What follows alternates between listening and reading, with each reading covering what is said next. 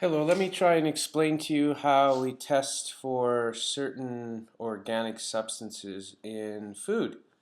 There are 4 tests we should know. Uh, One test is how we test for a simple sugar like glucose in a food source. We need Benedict's solution, and we also need to heat it to at least 70 degrees. And when we do that, if it goes from blue to yellow, orange, or even red, that shows we have a short chain carbohydrate or a simple sugar. So here's an example of that. This test tube showing you that that's a negative, which means it didn't change color, which means there's no simple sugars like glucose. And this one shows yes if it turns this color. Here's a short video clip to show you how this looks on YouTube.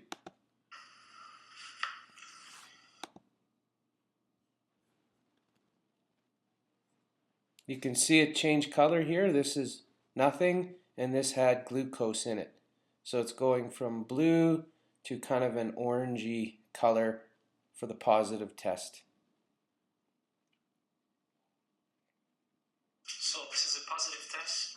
Here you are in presence of glucose, and here's your control.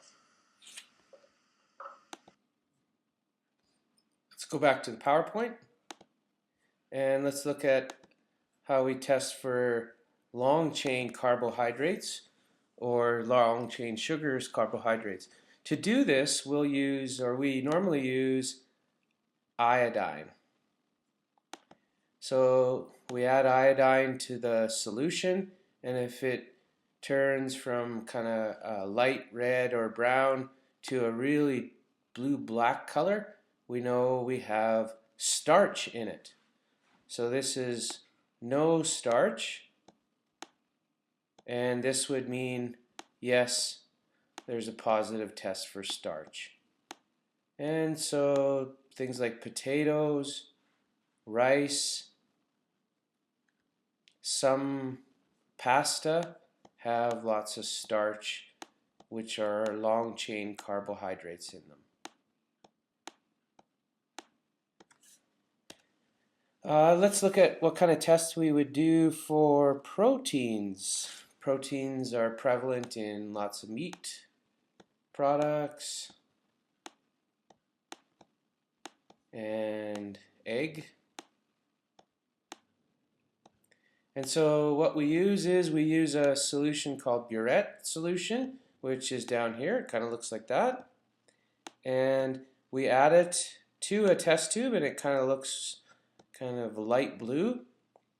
But if there is protein, it's going to turn kind of a purple mauvey color, indicating a positive test for proteins. And the last test that you should be aware of for food sources is a test for fats and oils. So one way we do this is we use brown paper bag, and we section off our paper bag and we rub in some of the solution onto the paper bag. Then we hold it up to the light, and if we can see through the paper bag, which means it's translucent, then that's a good indication that there is fats or lipids in the food source. So those are our 4 tests for different organic substances.